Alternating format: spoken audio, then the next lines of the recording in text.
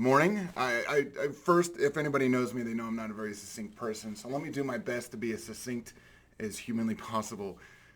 I'm so grateful for the outreach, the support, the words of encouragement provided by everybody.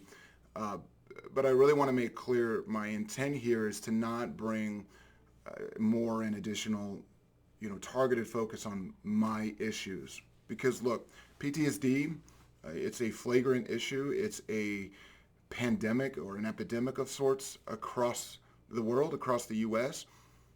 Unfortunately, there's communities who aren't privy to the same access to care and the same sort of publicity, if you will, that the veteran community gets. There's underrepresented and at-risk communities that are suffering, and in some ways to a greater extent than we are, facing the same stigmas, facing the same adversities, facing the same hardships in coping with their mental illness, except access to care, affordability of care, alleviating the stigma and the associated consequences. But they're not getting the help that we're getting. So what I want to do is there's enough focus placed on supporting veterans. What I want to do is use the credibility and authenticity I have, both as somebody who's been working in the field of communications, who's been a veteran, who's been suffering with mental illness for a long period of time. I want to use that all as credibility for the path and the way forward. And I want to look at those underrepresented at-risk communities and see how we could better support them. I am looking for platforms. I'm looking for opportunities to engage with audiences to help bring awareness to these groups. I'm looking for opportunities to connect with communities to see if there are resources that they're just not seeing. I'm looking for opportunities to help raise awareness with organizations and with some of the more privileged communities that are largely untouched or feel that they're untouched, and how they can better serve these underrepresented at-risk communities. And eventually this is working up towards a long-term goal that I wouldn't want to put out there just yet, because I think it needs to be more refined, more strategic. So until I can better define that and see if there's a need in a market, and more importantly, the support for that, in the meantime, I need to create a voice for these individuals. I need to create the data. I need to create the need, and then move from there. So it's such a strong network that I seem to have with professional communicators and folks that are largely engaged with social media. What I'm challenging you all to do is to help me find these avenues, to help me find these platforms, to get me in front of these audiences, these groups, these communities, to emphasize a very distinct and targeted message.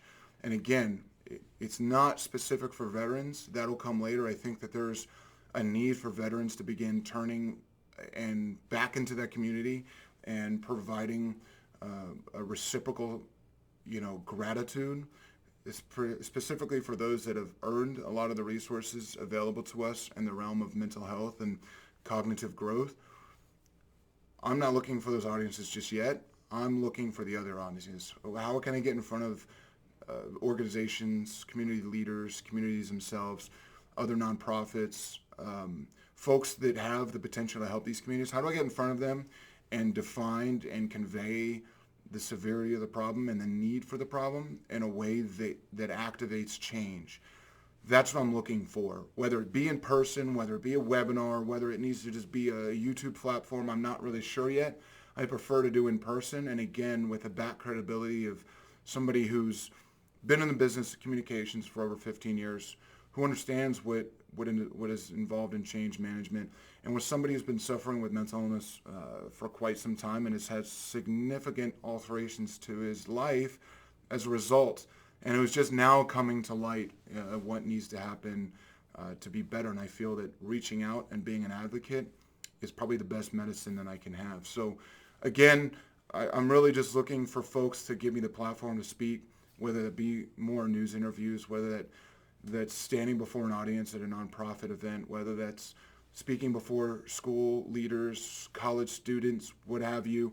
I believe that there's a variety of messages that I could offer that would be beneficial and helpful for both defining the need and for activating change in the area of providing that care and support for the at-risk and underrepresented communities. So again, thank you again so much for the support. And if you were brave enough to make it through the entirety of this message, I hope it's because you sense the passion that I have, and then I have a lot to say, and then I have a lot of work that I want to do in the realm of cultivating healthy communities through holistic care. So again, thank you.